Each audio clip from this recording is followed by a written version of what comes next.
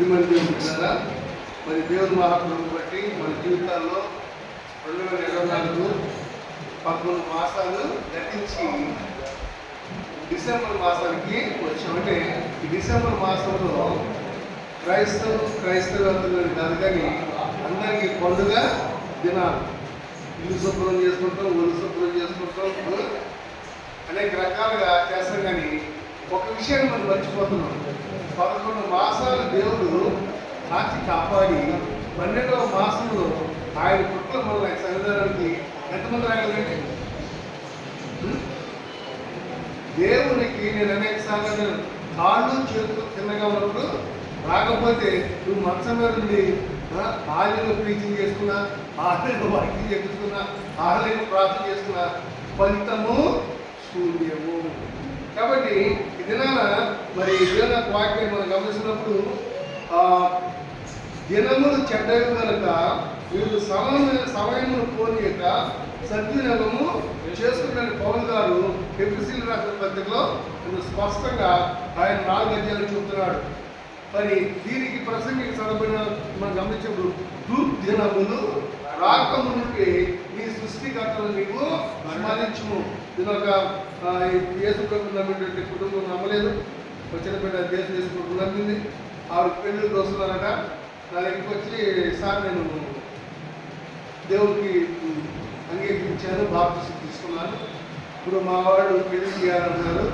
నేను కేవలము క్రైస్తవుని చేసుకున్నప్పుడు నేను ఎంతో సంతోషపడ్డాను. తల్లిదండ్రుల మాట కాదు కానీ నేను ఎవరి మాట కంటే దేవుని మాట.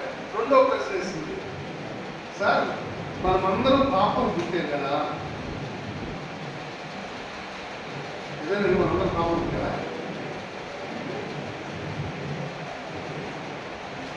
పరిశుద్ధ వివాహం చేసుకున్నటువంటి వారి బిడ్డలు వయసులో వచ్చి పాపం పడాలి తప్ప పుట్టుకున్న వారి పాపము. ఎందుకంటే నీ తల్లి గర్భమని నేను నిన్ను ఏర్పాటు చేసుకున్నటువంటి వ్యక్తి దేవుడు. ఇదేంటంటే పరిశుద్ధ వివాహం చేసుకున్న బిడ్డలకు ఆయన పరిశుద్ధిగా ఇస్తాడు. మనం పెరిగే పెంపకంలో చాలా ఉండొచ్చు. అవ్వ ఆదాముని దేవుడు సృష్టించాడు పరిశుద్ధంగా. కానీ అవ్వాదం ఏం చేశాడు? తినకూడదు పళ్ళు తిని పాపానికి లోనయ్యాడు. కానీ అనేక క్రైస్తవ కుటుంబాలను మనం గమనిస్తే ఇటువంటి స్థితిలో ఉన్నారు తప్ప నిజంగా దేవుడు నీ ఎడల నా ఎడల ఆయన ఏం చేస్తాడు? ఆ యొక్క ప్రేమను ఎప్పటికప్పుడు కనపరుస్తూ ఉన్నాడు. అయితే ఈ సమయాన్ని ఏ విధంగా సజీవం చేసుకున్నాం? 11 మాసాలు మన జీవితంలో గతించినాయి. కానీ రోజుకి ఎన్ని నిమిషాలు నువ్వు దేవునికి సమర్పించుకున్నావు? ఎందుకంటే సమయం ఎంత విలువైందండి. ఇది గుర్తుందా? కాలానికి జ్ఞానం ఉందా? లేదు. అతివృష్టి వస్తే ఆగిపోవడం, అనావృష్టి ముందుకు సాగడం, దానికి సంబంధం లేదు.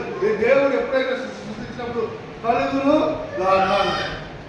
పగలు రాత్రి మరి దాని ఫలితను చేయమన్నాడు. కాబట్టి ప్రపంచాలు మొత్తం యుద్ధాలతో అల్లకాలలో అవుతున్నా, కుటుంబాలు అల్లకాలలో అవుతున్నా, అనేక మంది మరి చనిపోతున్నా, అనేక మంది దేవుడు నమ్మి చనిపోయినారు, అనేక మంది దేవుడు నమ్ముకోకుండా చనిపోయినప్పుడు కూడా కాలం ఎక్కడా కాలానుగుణంగా మనం సద్వినియోగం చేసుకున్నప్పుడు మాత్రమే దాని విలువ మనకు.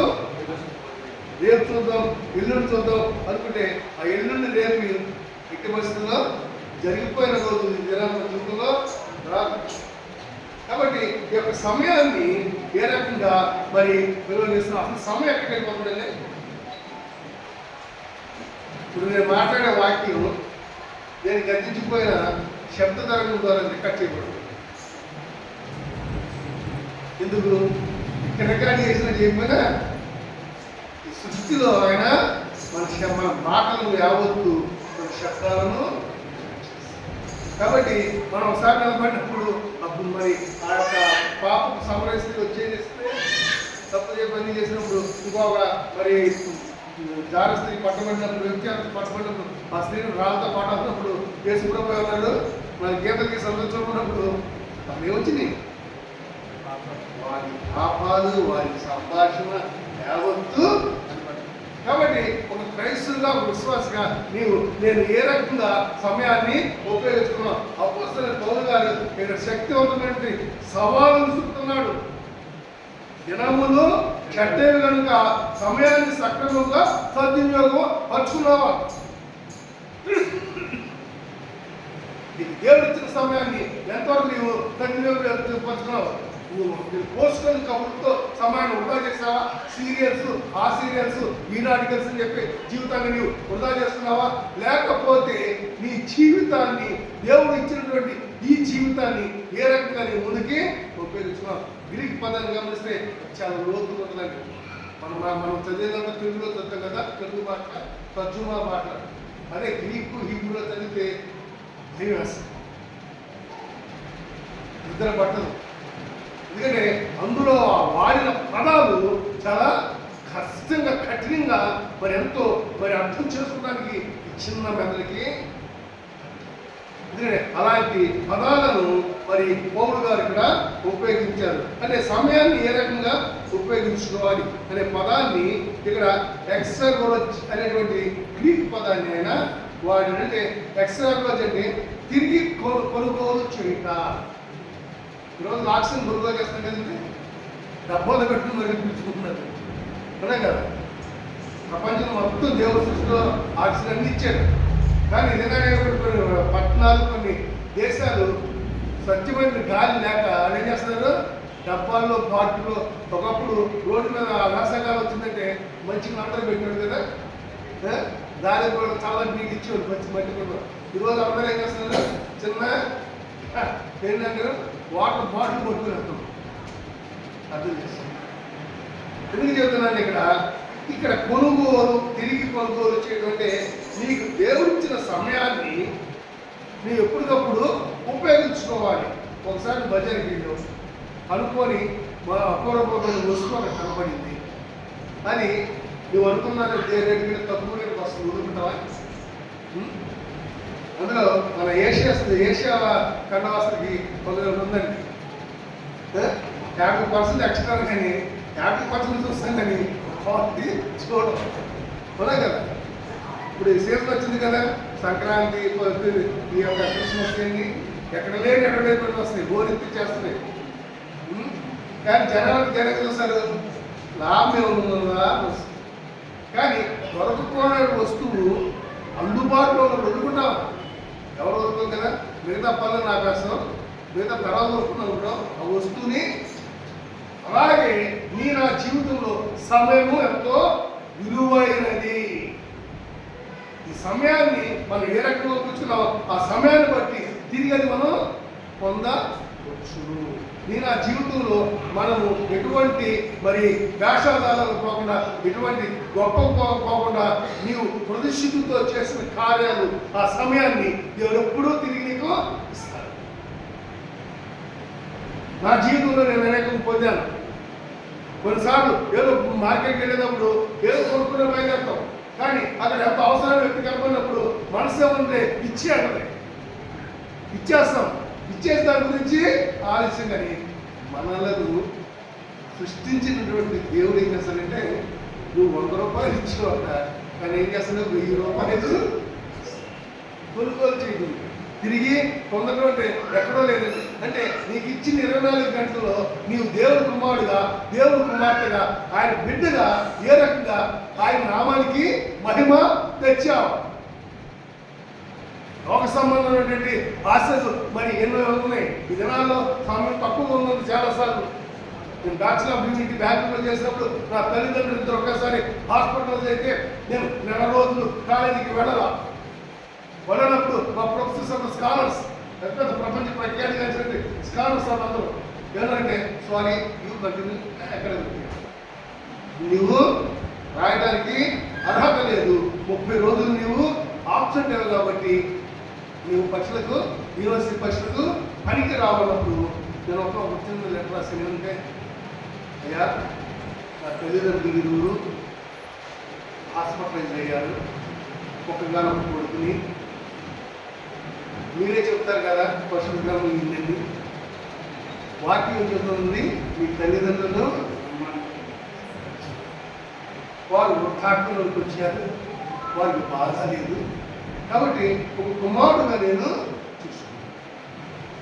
మీ ఆజ్ఞ కరెక్టే, మీ రూలే, కానీ ఆ రూల్ నేను బ్రేక్ చేయడం కాదు, కానీ గివ్ మీ వన్ ఛాన్స్, ఒక్క అవకాశం నాకు ఇవ్వండి అన్నప్పుడు వాళ్ళంతా మరి మీటింగ్ చేసుకుని, సరే అది తప్ప అనట్లేదు కదా, ఛాన్స్ ఇవ్వమంటాడు అంతే కదా, ఛాన్స్ ఇస్తే పాస్ అయితే పాస్ అవుతాడు, పోతే పోతాడు, మళ్ళీ కంటిన్యూ చేసుకుంటాడు. మన చందాలు ఇచ్చినప్పుడు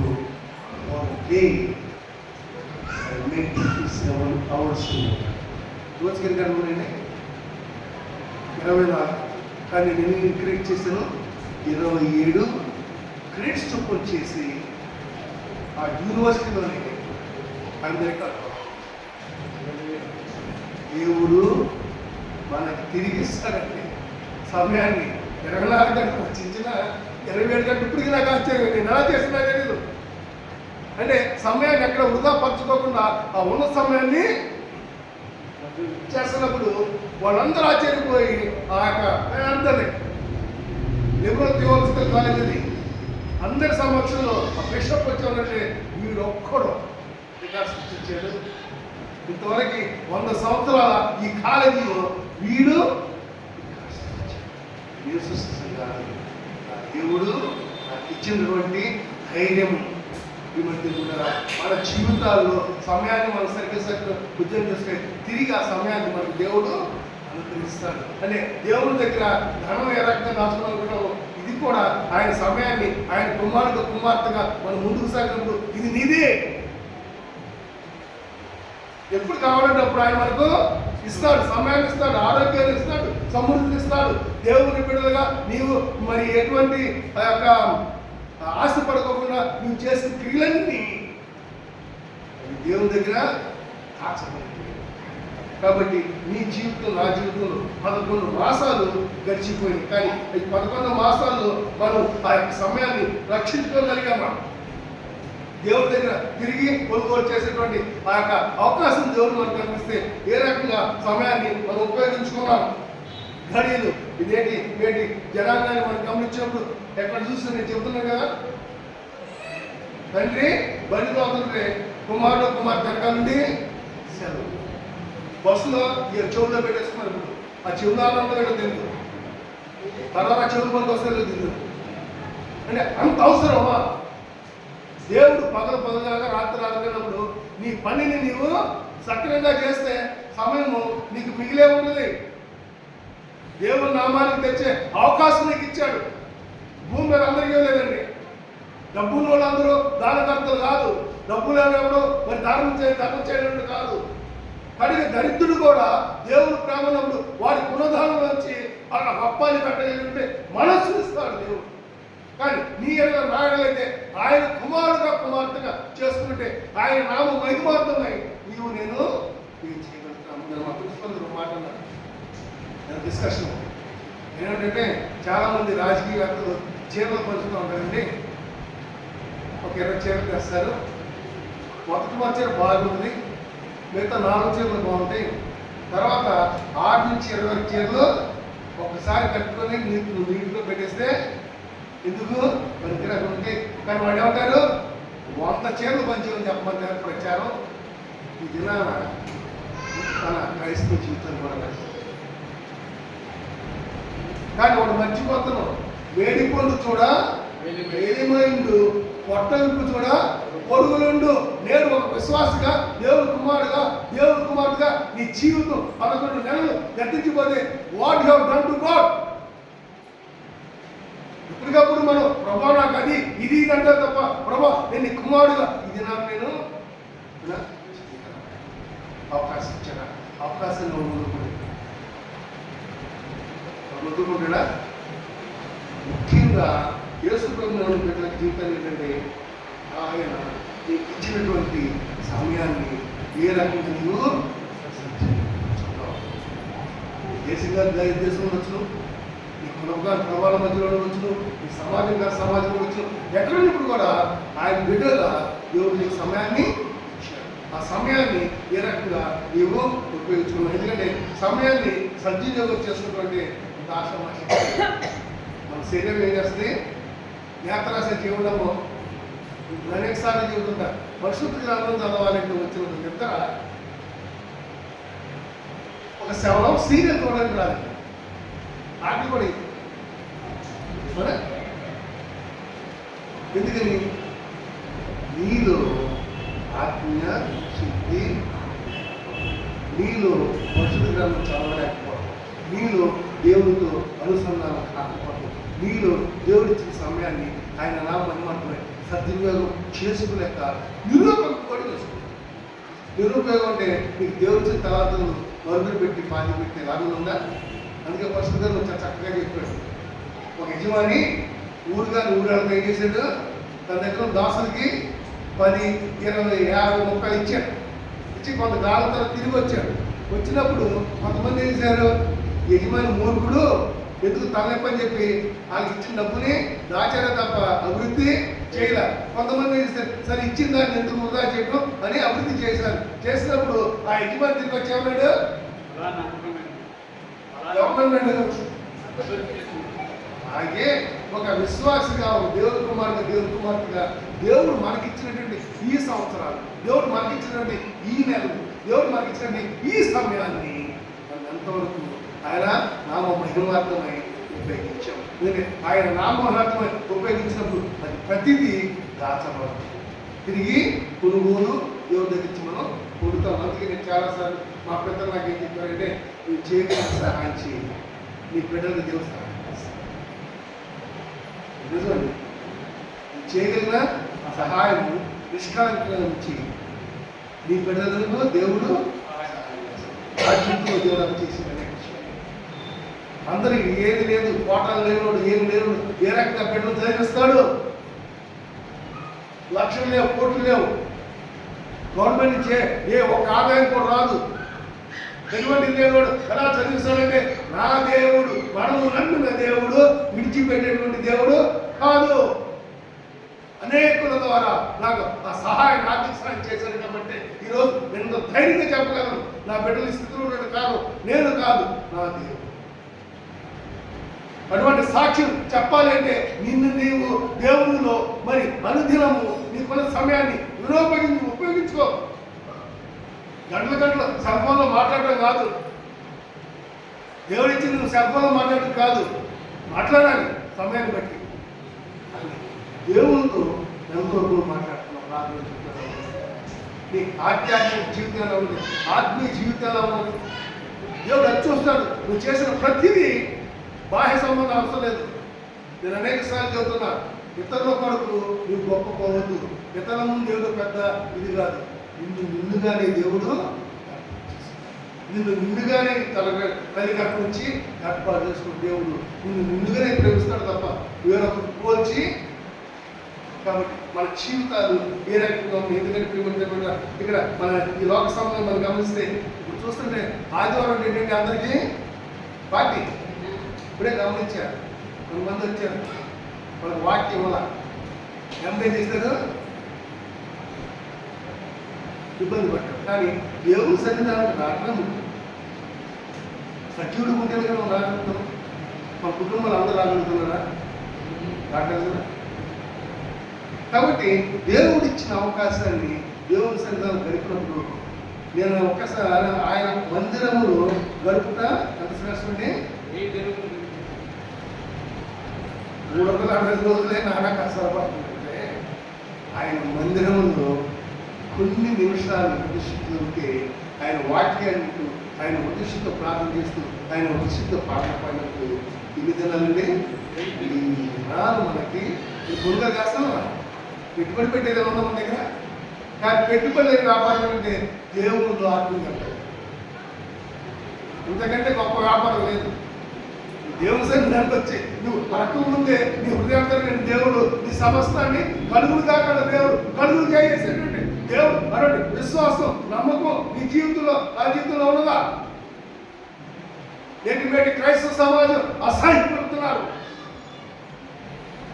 టీవీలు సెల్లో చూస్తుంటే అనేక మంది క్రైస్తవులు తిడుతున్నారు. ఎందుకు తిడుతున్నారు? నువ్వు చెప్పేది యేసుడు ప్రేమమైనట్టు నువ్వు చేసేది దౌర్భాగ్యం. అందుకే దేవుడిని ఏర్పడిస్తున్నాడు. ఆయన నామ మహిమార్థము నిన్ను ఏర్పాటు చేసుకుంటే నీ కుటుంబంలో వచ్చి దాన్ని ఏం చేస్తున్నావు? దుర్వినియోగం చేస్తున్నావు. నీ దుర్వినియోగం వల్ల ఇతరులకు ఆయన ఆయనను అసహాయపడేటువంటి వ్యక్తిగా చేస్తాను. ముందులైనా ఎందుకంటే విశ్వాసం ఉంటే విశ్వాసం లేకపోతే ఎక్కువ. ఎందుకంటే విశ్వాసం నేను ముసుగులో ఉండి నేను జీవించడం కంటే అవిశ్వాసంగా జీవించడం నీకు ఎవరు చెప్పరు. విశ్వాసం అంటే ఏదో పరమపెట్టి ఆకపోతే నీవు జీవించవద్దు. కొంతమంది ఉంటారు, దేవుడు ఏమన్నాడంటే సమయాన్ని సద్వినియోగం చేయమన్నాడు. పొద్దున్న 6 గంటల సాయంకాలం 6 గంటల డ్యూటీ చేయమంటాడు. ఆ ఉద్దేశం క్రైస్తవులే. సమయం సద్వినియోగం అదే 10 గంటలు ఇచ్చాడు ఆయన. ఇన్ని గంటలు చేయాలి కూడా ఇచ్చాడు. జాబు లెక్కన చక్కగా రాశాడు. అవి కాకుండా ఆ ఎదుటివాడి యొక్క సమయం దొంగిలించిన దేవుని సమయం అది ఎలాగో తెలుసా? ఒక వారంలో 10 రోజులు హాస్పిటల్ పాలైపోతాం. అప్పుడు ఎందుకు పని టెన్షను, డాక్టర్లు కరెక్ట్గా చెప్పరు, బాగుపడతారు, స్వస్థత గురించి చెప్పరు, దాంతో నరక యాతన పడతాం. అంత అవసరమా? కాబట్టి దేవుడు నీకు ఇచ్చినటువంటి నడిపింపులు దేవుడు ఆత్మ నీలో ఉంటే దేవుడితో అనుదినం ప్రార్థన జీవితానికి రాగలిగితే, ప్రార్థన అంటే మోకరించి గంటలు చేయమని దేవుడు అంటున్నా. ఉద్దేశించి కలిగిన వారు దేవుడు చూసంటే నువ్వు ప్రార్థన చేసినప్పుడు, ఇప్పుడు దానియేలు ప్రార్థన చేసినప్పుడు గాబ్రియలు ఎలా వచ్చిందో ప్రార్థన చేసినప్పుడు దేవుని దూత నీ దగ్గరే. కాబట్టి అది విశ్వసించి ముందుకు సాగినప్పుడు మన సమయాన్ని ఎంతో చక్కగా ముందుకి తీసుకుంటాం. అనేక ఇబ్బంది లేని కుటుంబాలు ఉందంటే ఇబ్బంది లేని కుటుంబం అంటూ. కానీ ఇబ్బంది లేని కుటుంబంలో ఇబ్బంది ఉన్నా కూడా ఇబ్బందిని కనుమరుగు చేయగలిగిన దేవుడు. అంటే ఇబ్బందిని కనుమరుగు చేయడం తీసేయడం కాదు, ఉన్న సమస్యల కంటే పెద్ద సమస్యలు తీసేస్తాడు. చిన్న సమస్యలు మన చేతులు మనం. కాబట్టి మన సమయాన్ని ఏ రకంగా ఉపయోగించగలుగుతున్నాం. మరి ఎస్తేరు గ్రంథాన్ని గమనించినప్పుడు చరిత్రలో లిఖించుకొని మనం గమనిస్తే చాలా ఆశ్చర్యం వస్తుంది. చెరపట్టబడినటువంటి జనాంగము మరి దేశం కాని దేశంలో ఉండి ఈ యొక్క ఎస్తేరు ఏమైందండి, ఒక రాజుగారి భార్యకైనా కదా ఆవిడ పెంపకాలనేది. నేను రాజుగారి భార్యను నాకేం నిర్వహించిందా? తను ఏమి తెలుసు, తను ఏమి జీవితము, తన విశ్వాసము, తన జీవితాన్ని తను సడల. మరి ఆ యొక్క సామాను ఉన్నాడు కదా, వ్యతిరేకి ఏం చేశాడు? ఏదో రకంగా వీళ్ళందరూ చంపేదని ఆలోచించినప్పుడు పెద్దకాయ కౌరు పొందుతాడు. ఓ ఇస్తారు అని ఆ యొక్క మాటలు నాకు చాలా ఆశ్చర్యం ఉంది. నీవు ఈ సమయం నందు ఏమీ మాట్లాడక మౌనంగా ఉన్న ఎడల యూదులకు సహాయము విడుదల మరొక దిక్కు నుండి వచ్చును కానీ నీవును నీ తండ్రి ఇంటి వారును నశించగలరు. It is not so easy to understand this word. పదం సులువైన పదం కాదు. ఎంత చక్కగా ప్రస్ఫుటంగా ముక్కు సూటిగా చెప్తున్నాడంటే, అయినా నీవు ఈ సమయం అంటే దేవుడు నీకు ఇచ్చిన సమయాన్ని నీవు సరిగ్గా సద్వినియోగం చేయకపోతే ఇంకొకటినా దేవుడు లేకపోతే తన గర్భంలో నువ్వు నశించుకోవచ్చు. కానీ దేవుడు ఇచ్చిన సమయాన్ని నువ్వు ఉపయోగించినప్పుడు ఏం చేస్తున్నావు? సమయాన్ని నువ్వు కొనుగోలు, ఆ కొనుగోలు ఎవరు చేస్తున్నావు? నీకు నీ బిడ్డలు పెట్టారు. మరి ఇక్కడ ఆ వాక్యం ఏమంటే ఈ సమయం ఇప్పుడు this is the right time for you to wake up. క్రైస్తవ సమాజం వద్దు నిద్ర, దున్నపోతు నిద్రపోతున్నది. దేవుని సన్నిధానికి రావంటే కాళ్ళు పోయింది, ఒళ్ళు పోయింది. ఎందుకు ఆ బతుకో? ఏ దేవుడు నిన్ను ఎందుకు వదిలిపెట్టారు? అందరిలాగా అదే ఇతరులాగా ఎందుకు ముందుకు పంపట్లేదు? నీ జీవితానికి ఎప్పటికప్పుడు ఎందుకు అంతరాత్మ గడ్డింపజేస్తే నేను ఎందుకు ముందు నడుపుతున్నాడు? ఆయనకి అవసరం ఉందా? ఆయనతో మనకు అవసరం ఉంది కానీ మనతో ఆయనకు అవసరం లేదు. అయినప్పటికీ ఆయన స్వరూపము సృష్టించాడు కాబట్టి ఆయన గొప్పతో. అందుకే వాక్యాన్ని జరిగింది. ఆయన ముందు ఆయన ఎప్పుడు కుడుకడు నిద్రపోడు.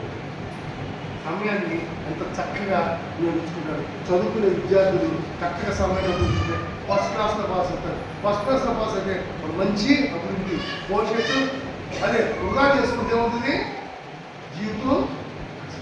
అలాగే దేవుడి బిడ్డలు దేవుడు ఇచ్చినటువంటి ఈ యొక్క అవకాశాన్ని ఆయన నామ మహిమార్థమైన ముందుకి వెళ్ళాలంటే ఎక్కడ మాట్లాడాలో, ఎక్కడ తగ్గాలో, ఎక్కడ విజయకున్నాలో అది మన మట్టుకు మనకు రాదండి. ఒక 100 రూపాయలు, 1000 రూపాయలు మన జేబులో ఉంది, బ్యాంకులో 1,00,000 రూపాయలకి నేనే హీరో అవునా? ఎందుకు నా బ్యాంకులో 1,00,000 ఉంది.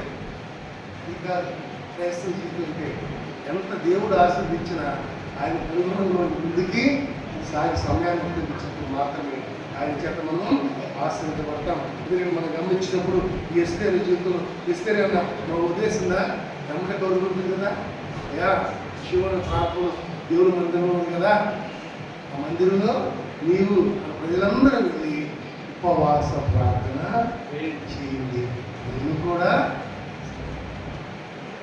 అద్భుతం జరిగితే ఇదంతా రక్షపడలే, మోసపోతుంది రక్షపడలేదా అంటే దేవుడు మనకు శక్తి ఇచ్చాడు. అదే ప్రార్థనా శక్తి, అదే గొప్ప దేవుని శక్తి మనలో.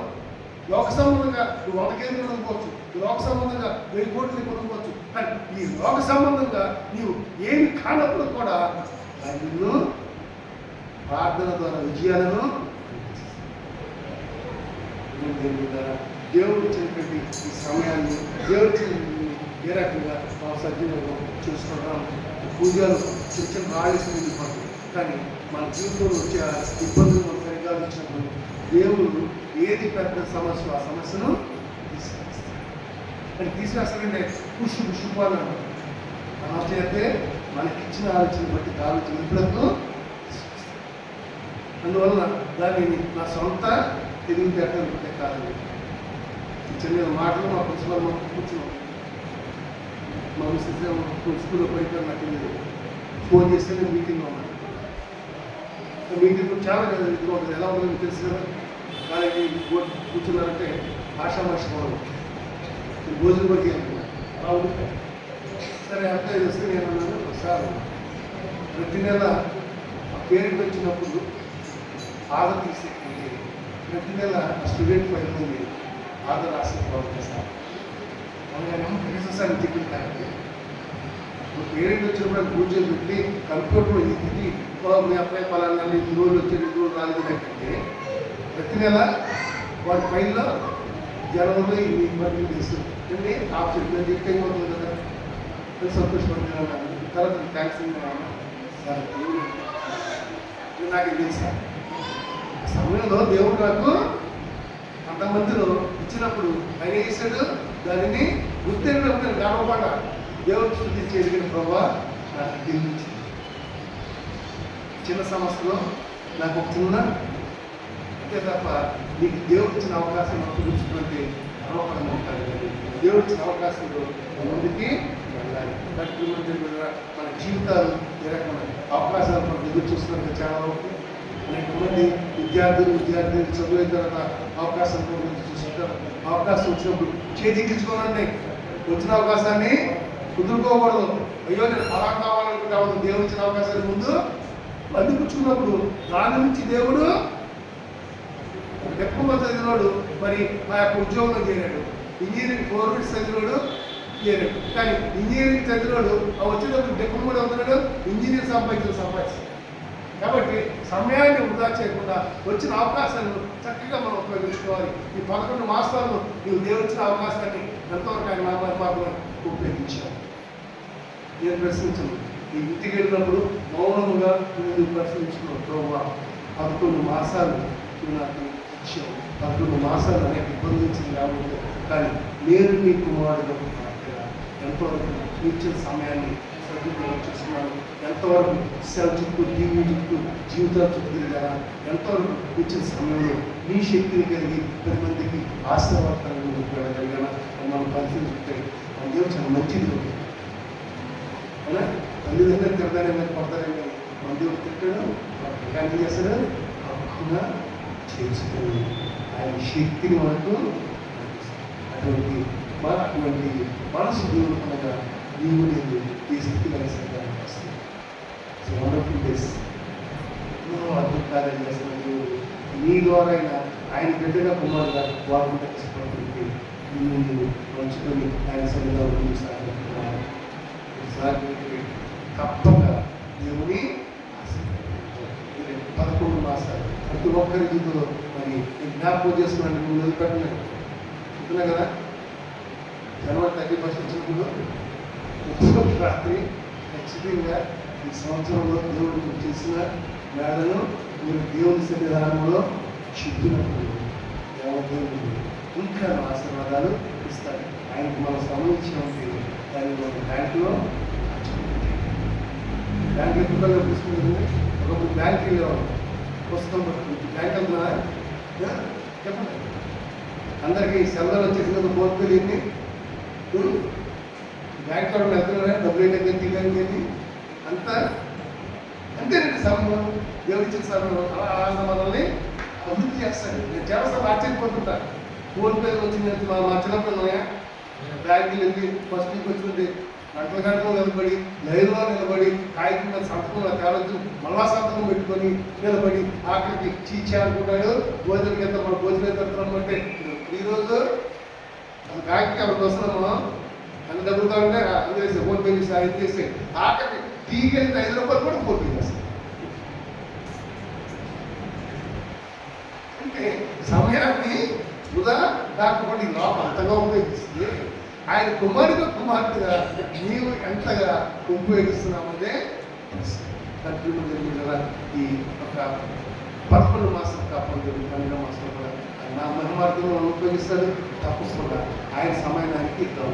ఆయన నా మహిమార్గంలో దేవుడి వాక్యాన్ని తెలియజేయాలి.